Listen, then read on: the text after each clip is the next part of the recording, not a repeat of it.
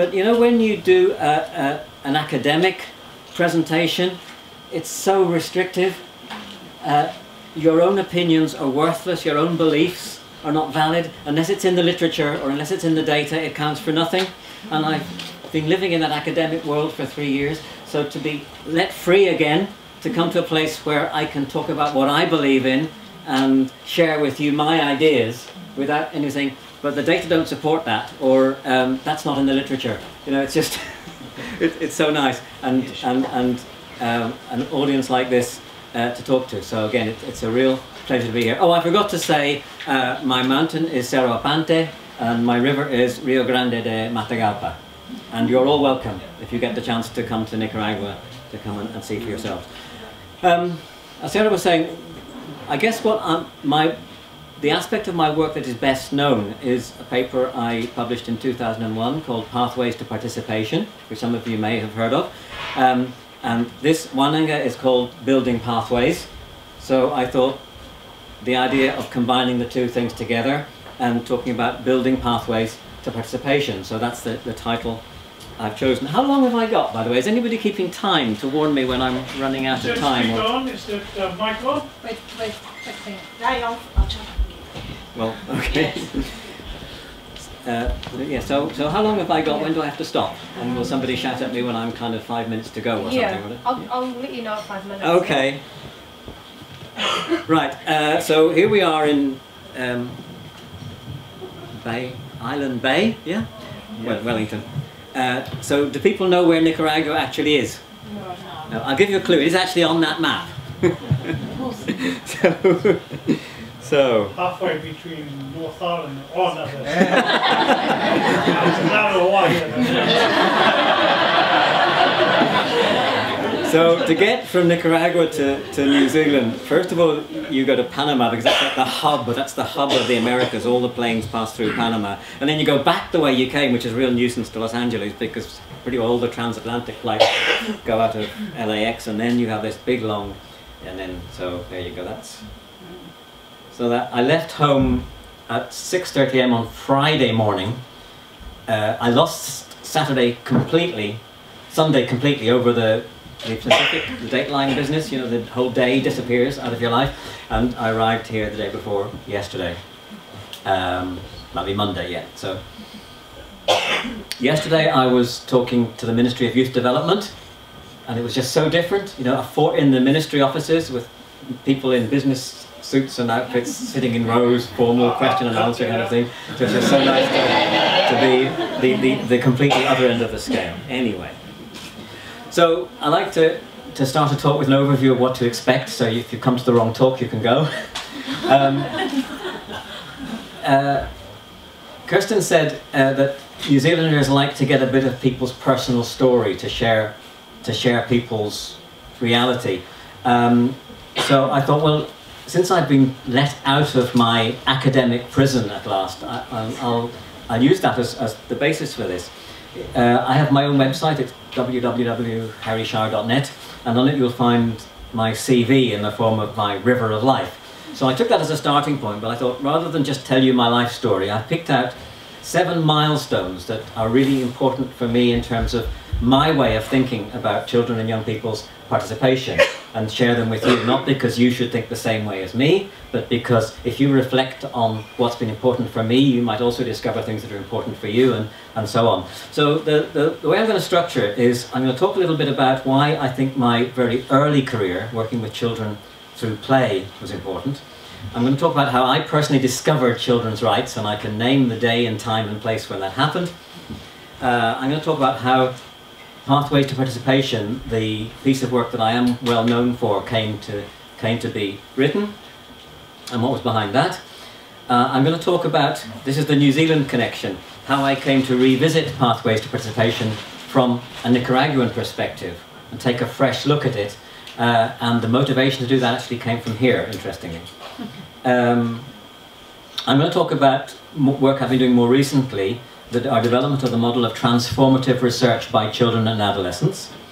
I'm going to talk about one thing that isn't part of my life story, the shooting of Malala Yousafzai, simply because that's had such a profound effect on me and my thinking, and Malala is my hero, and so I want to mention her briefly.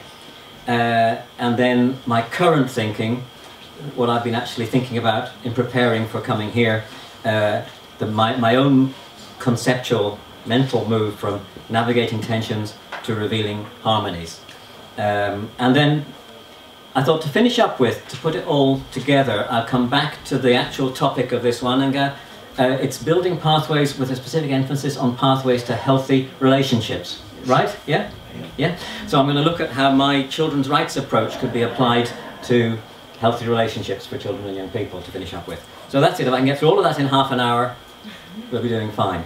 And if that's not what you're expecting, you're at the wrong talk. At play, children set their own agenda. And I think that's important because I think it's almost the only aspect of their lives where they're still allowed to do that. Which means that in play, adults have supporting and not directing roles. I started my career as a young man as an adventure playground worker. This was late 70s in London, and influenced very much by the philosophy of play work that was emerging at that time. That the adults are not there to direct the children's play, to tell the children how to play or what to play with. The adults are there to tune in to the children's play and try to facilitate and resource and enable the children's play. And again, it's worth mentioning that one of my early influences was a New Zealander who was influential in the play work world in England from the, I think from the sort of 60s, 70s, 80s, 90s. A man called Don Buck emigrated to London from New Zealand in the 1960s. Became an adventure playground worker, like ahead of myself, became a play officer, a play philosopher, and just recently his entire archive of very important documents he's collected over 50 years, documents about the development of children's play, mainly in the UK, he donated to the Victoria and Albert Museum of Childhood. So if you're ever in London and you go to the Victoria and Albert Museum of Childhood, you'll find the Don Buck archive of children's play. Don Buck being a New Zealander who had a big impact over there in England and certainly influenced me. So just mentioning him because now I'm here in the country he came from. Anyway, a few years back the International Play Association held international consultations on the child's right to play around the world. Their goal was to influence the UN Committee on the Rights of the Child that there should be a general comment about the child's right to play. And I was contracted to write the report of that consultation. So just to emphasize the point I'm making about the right to play not being a right to be directed by adults at play, but the right to do your own thing. Just a line from the conclusion of that report. Adults never have to make children play, and only rarely do we have to help children play. Adults have to let children play. In other words, we have to put a stop to the worldwide violation of the child's right to play. And that's from that report. By the way, what I'll do is, I know like some people are readers and some people aren't. I don't mean can't read, but like some people learn through reading, whereas other people learn through listening and experience. So if you're one of those people who learns through reading, I will do a version of this talk on a PDF with all the references added to it, and I'll make it available to Kirsten or Anya so that all of you can get hold of a PDF of this talk with all the references on if you want to read up on what I've been saying. So just so you don't need to be taking notes of everything I mentioned. So that's one report that's worth a good read. And anything that I've done is on my website, and there's a few things I might mention that I haven't done, but I'll put them on that. Anyway, the reason I'm saying this is that I think that pretty well all other professional adults tend to work to an agenda set not by the children and young people, but by the adult professional ethos. For example, teachers want the child to do well at school, and their interest is how to make the child do well at school, not what the child wants. Similarly, social workers want the child to be looked after and protected. Doctors want the child to be healthy. Politicians want to be re-elected. Youth workers, a borderline case, but a lot of youth work now is objective driven. We do youth work for AIDS prevention, we do youth work to improve mental health, we do youth work for civic engagement, rather than doing youth work to find out what the youth want. So that's why I mentioned play work. Because I came into this from play work, I've always been able to say, it's not my agenda, kids. This is about me finding out what's of interest to you and how I can help get you there to where your agenda is. So that's why that's the first really profound influence and milestone for me. How I discovered children's rights. This was not here in New Zealand, but in Australia. In 1993, there was a conference called the World Play Summit, and I was lucky to get some finance the first time I travelled to Australia, across the equator. And it was there that for the first time I heard talk about Article 31 and the UN Convention on the Rights of the Child. And it really was an eye-opener for me, because I realised that up to then I'd been working 10, 12, quite a few years in children's play. And it's well, but this is their right. This is what I've been doing. I've been promoting and defending the child's right to play all my adult life, but I didn't realise it. And so I started to learn more about children's play, the right to play, and then that took me into the Convention on the Rights of the Child. And whatever child's right you start out with, you very quickly have to take on board the right to have a say, the right to be heard, if you like, participation rights. So I quickly got into participation rights as well. And so I maintain that whatever issue you're concerned about, children's rights provides both an underpinning and an overarching approach, which I've been committed to ever since, and I'm going to come back to this at the end of the presentation. I suppose I should say that I know that we're a youth development conference, and my background is children's rights, so we have quite a big overlap, because the Convention on the Rights of the Child is for everybody up to their 18th birthday.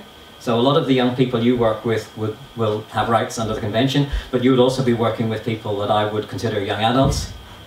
But then they have rights too, and the human rights of adults as well, and they also have rights, just to make that very clear. So now the creation of pathways to participation.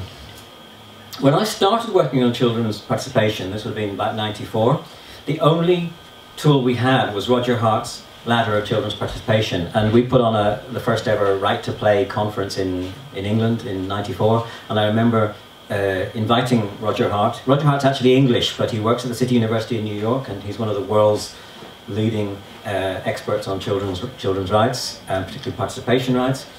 And at the time he was my role model, and I never imagined that like 20 years later on my name and his would be kind of spoken together as the models for children's participation. That time he was the only one, and he created this ladder. I wasn't going to devote a lot of time to the ladder today, because I don't, that could be a talk in itself, but I draw your attention to it.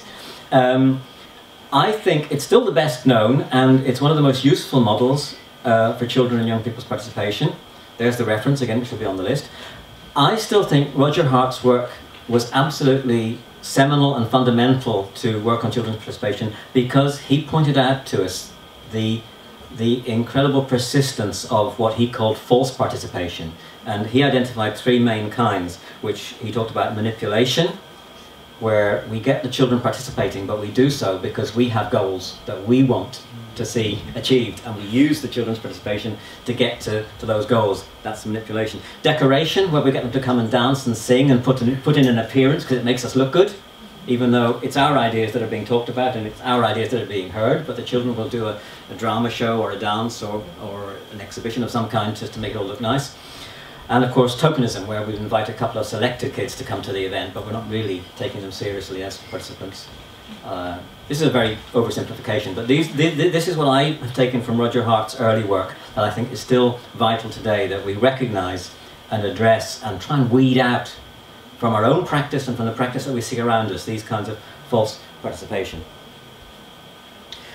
Anyway, I got involved in developing something called the Article 31 Children's Consultancy Scheme.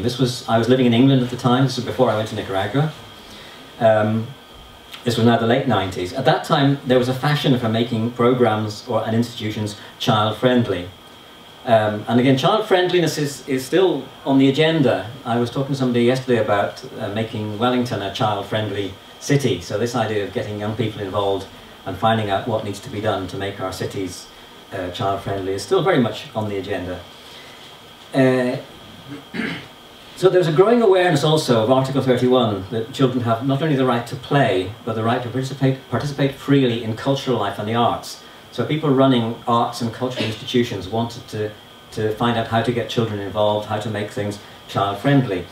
And so they came to us seeking expertise on how how to make things child-friendly, and we came up with a response. We said, well, children are experts on what is child-friendly and what isn't. What works for children and what doesn't. What's fun, what's boring, what makes them feel included and what makes them feel excluded.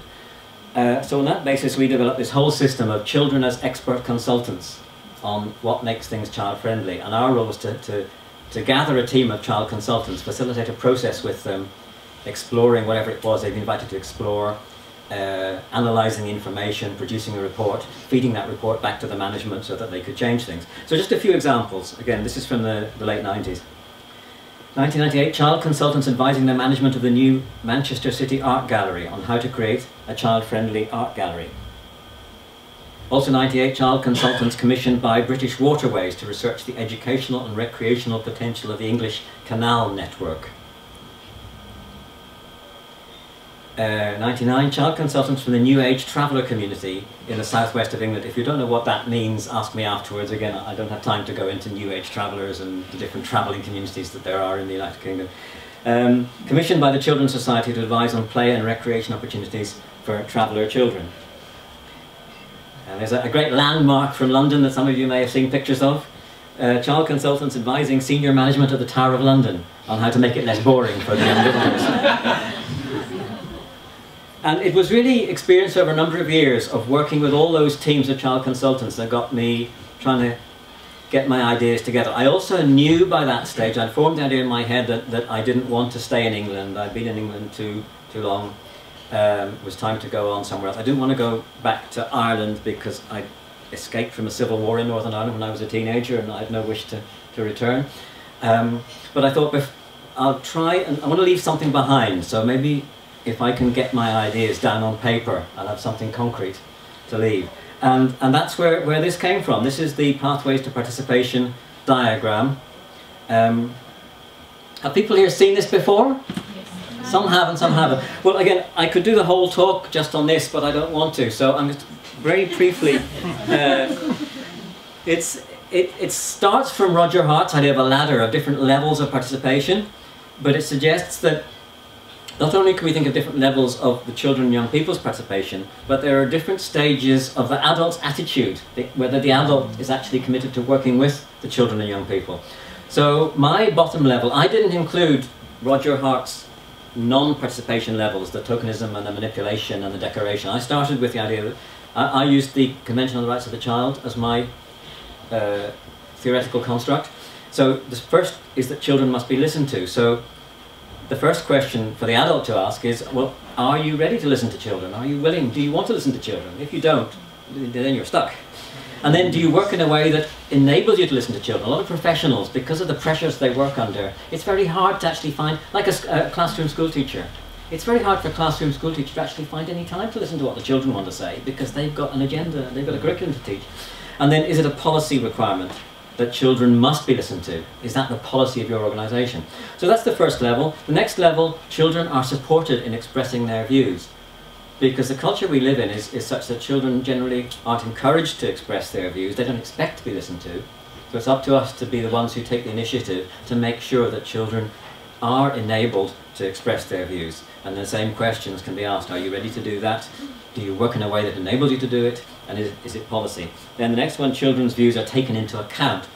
And the little star there is that's the minimum, the absolute minimum that you have to reach if you endorse the Convention on the Rights of the Child. And all government agencies everywhere in the entire world, except the United States of America, are obliged that that is their policy in every aspect of children's lives, because they have ratified the Convention.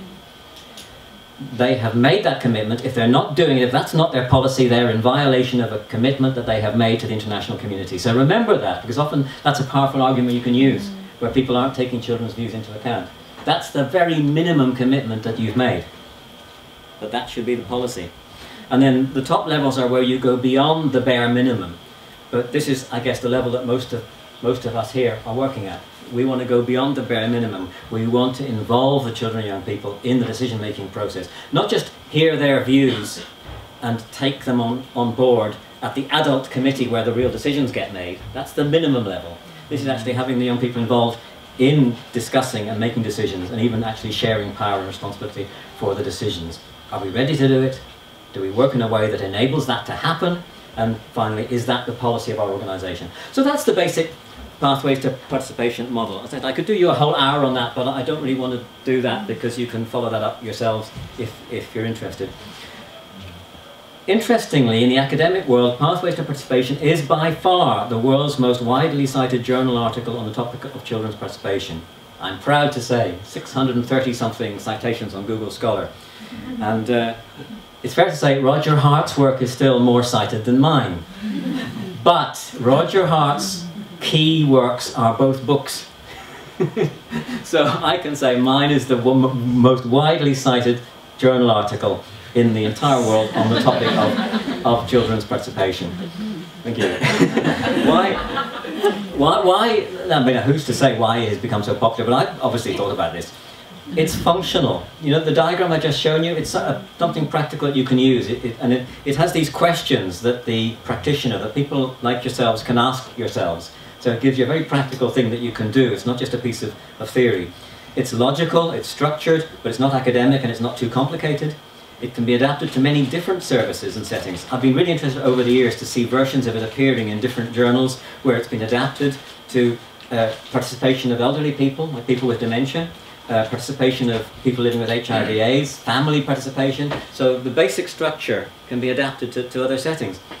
And I think, crucially, it's a single diagram that can be photocopied and made a handout for a class, so people use it a lot in courses and things, and in practical situations.